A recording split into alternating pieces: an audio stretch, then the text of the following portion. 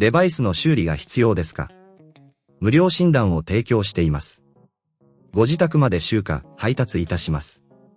電話や移動は不要です。修理前にお見積もりをお送りし、承認いただいた場合のみ作業を進めます。簡単、透明、そしてプロフェッショナル。リンクは説明欄にあります。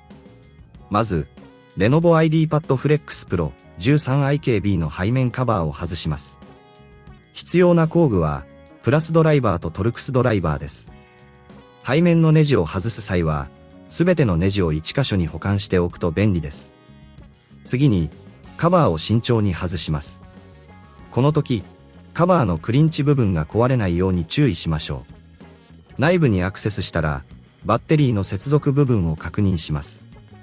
バッテリーは通常、数本のネジで固定されていますので、これらを取り外します。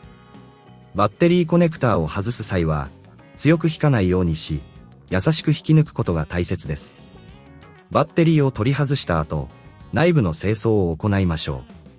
特にファン周辺や冷却機構にホコリが溜まりやすいので、エアダスターを使ってしっかりと掃除します。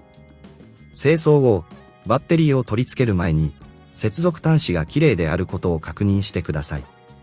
バッテリーを再度取り付ける際は、取り外した時と逆の手順で進めます。ネジをすべてしっかりと締めて、バッテリーコネクターを正しく接続します。これが難しいと思われる場合は、ご自宅での集荷と配達サービスを提供していることを覚えておいてください。これにより、面倒な手続きを省くことができます。最後に、背面カバーを元に戻します。すべてのネジを再度確認し、しっかりと固定します。すべての手順が完了したら、デバイスを起動してバッテリーの状態を確認しましょう。バッテリーの交換やメンテナンスが必要な場合でも、修理前の見積もり提供を行っていますので、安心してご利用いただけます。私たちのサービスは、電話不要、移動不要で、手軽にご利用いただけます。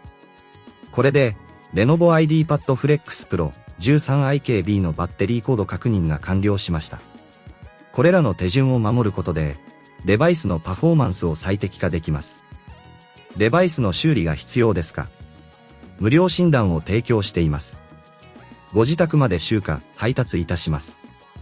電話や移動は不要です。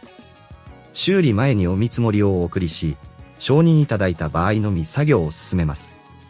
簡単、透明、そしてプロフェッショナル。リンクは説明欄にあります。